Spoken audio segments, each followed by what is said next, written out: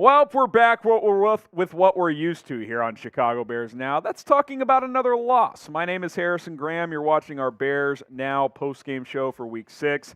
The Vikings take down the Bears 19-13, and just a very bizarre game, if we're being completely honest. A game in which Justin Fields left with an injury. We're going to start there in just a moment. We saw Tyson Bagent. That was a roller coaster. I actually thought the defense played pretty well, but all in all, it's a very familiar place for this franchise as they have now lost 15 out of 16 ball games dating back to last season. They still have not won a home game since Week 3 of last year. Think about that. We're in Week 6 of the next season, and the Bears have still not won a home game since Week 3 of the 2022 NFL season. It's just brutal, man. There's no way around it. Let's talk about the storyline of the day. Justin Fields injured. He left the game in the third quarter with a wrist injury. Did not return. He got checked out in the medical tent, went to the locker room, and then was not able to return to the game. Obviously not good. I mean, that's obviously not good. He wasn't playing that well, if we're being completely honest. In this game, just looking at some quick numbers here, 6 of 10, 58 yards and a pick. We'll talk about the pick in a second because, goddamn, Luke Getsy.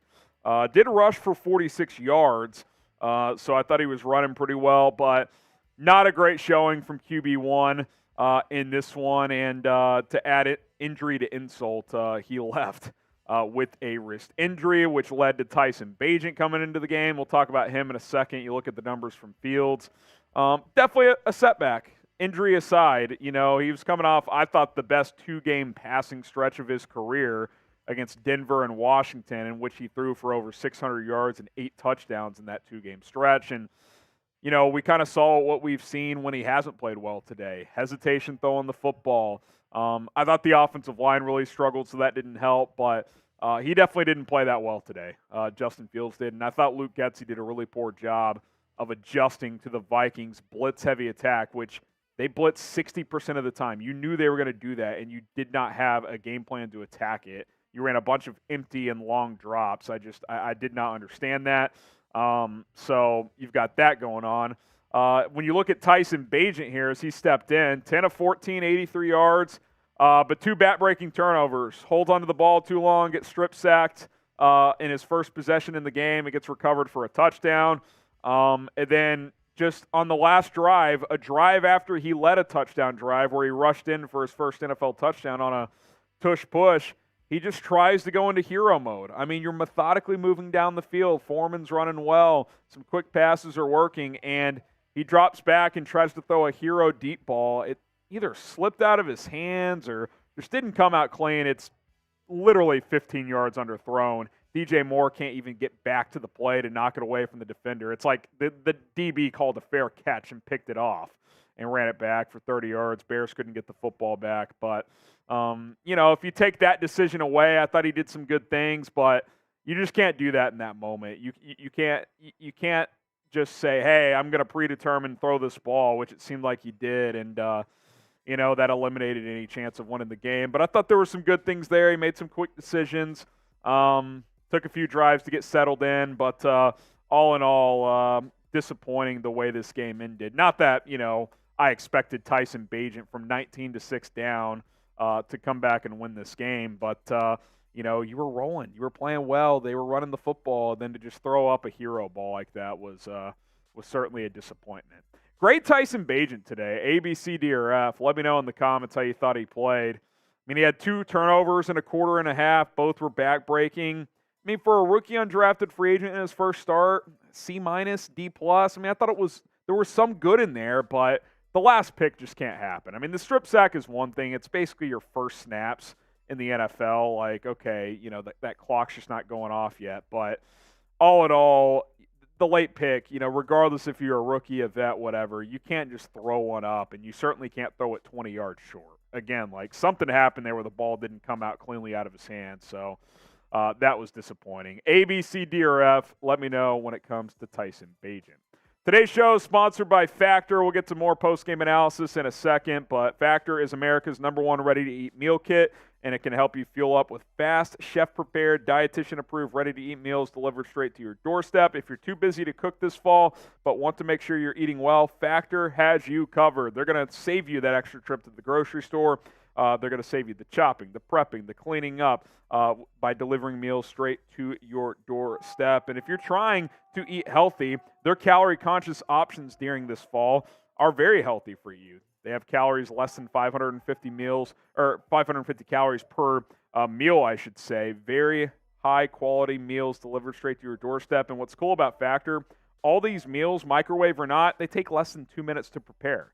It's not like you're having to get the delivery and do all this preparation. It's already prepared for you. You just either throw it in the microwave, or some of these aren't even meals you have to microwave. Like if you're traveling, if you're on the go, you can get their salad toppers, or you can get their grain bowls as well. Healthy meals from Factor in a timely manner. Get started today. It's factormeals.com/BearsChat50. Use code BearsChat50 to get 50% off at checkout. Factormeals.com/BearsChat50, code BearsChat50 to get 50% off at checkout.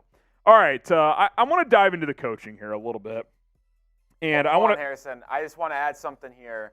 Flus said that the X-rays on Fields' wrist was negative. MRI tomorrow. MRI will happen tomorrow. All right, that coming in from Matt Eberflus. Justin Fields' X-rays were negative, so that tells me one of two things. One, it's either a sprain of some sorts, or two, it's a ligament thing, which wouldn't show up on an X-ray. So we'll find out tomorrow. If there's a torn ligament in there, that probably means an IR stent, if I had to guess. So doesn't look like it's a break, so that's good, but that doesn't mean we're out of the woods yet. We'll see when it comes to Justin Fields, but appreciate Rolly there. I want to talk about the coaching.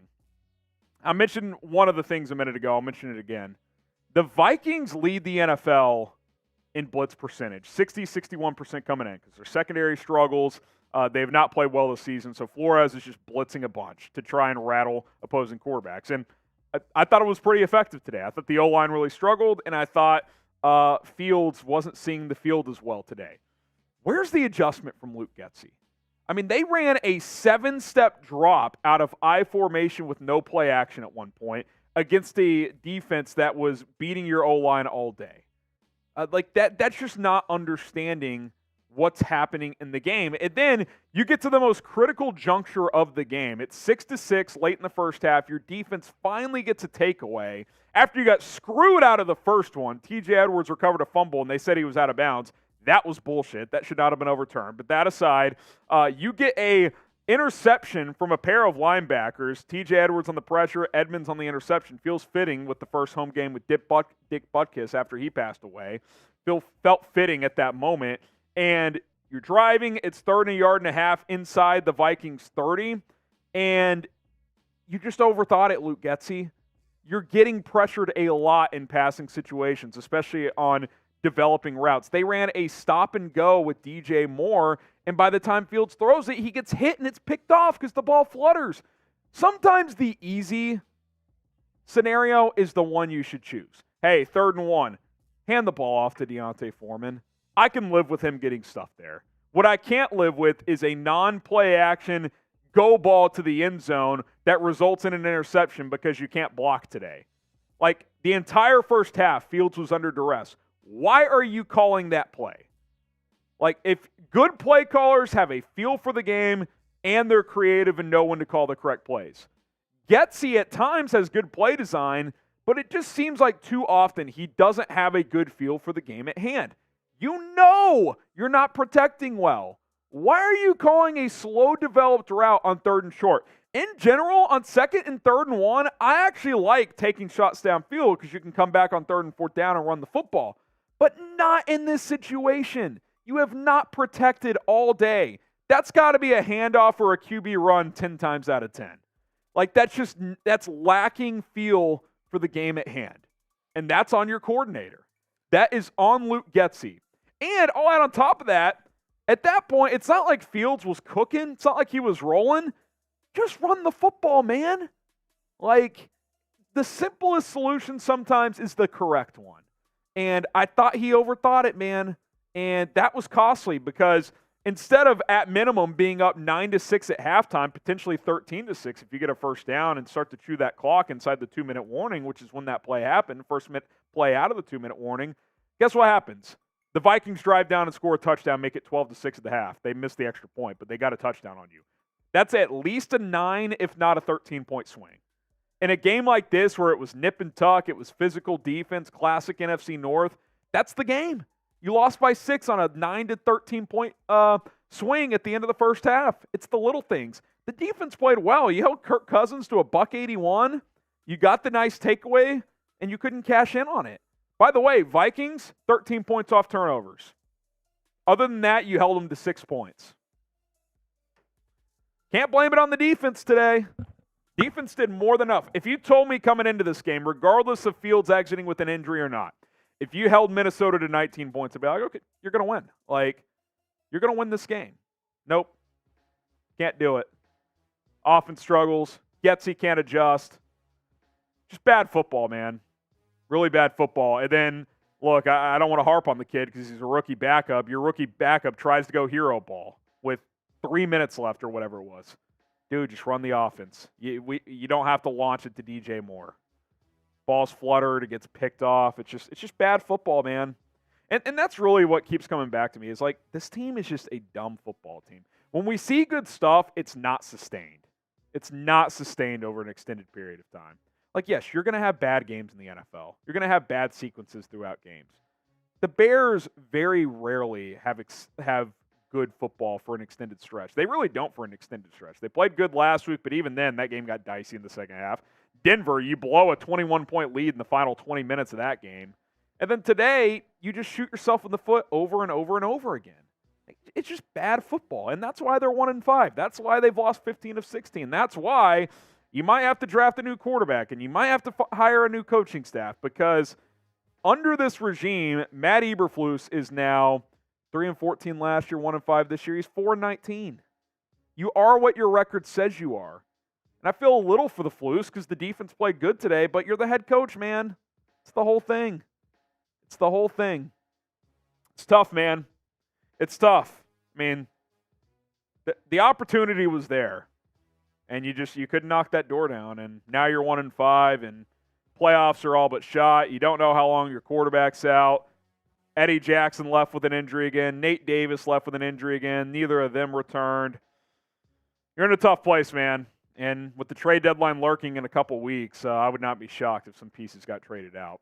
Hit that subscribe button. If trades do happen, we're going to have you covered. Win, lose, or draw, we're going to have you covered here on Chicago Bears Now. Make sure to subscribe to the channel if you want more Bears coverage. And before we end this post-game reaction video, I do just want to show the defense some love because they deserve better today. And we haven't been able to say that much. Definitely haven't been able to say it much this year.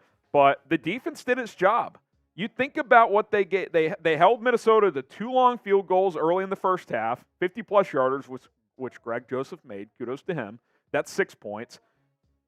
The Vikings got a scoop and score. That was 7 points. And then, the touchdown at the end of the half, the defense did not play well, and they gave up 6 points there. But if the offense just doesn't turn the ball over with a moronic play call, you probably don't give up points there.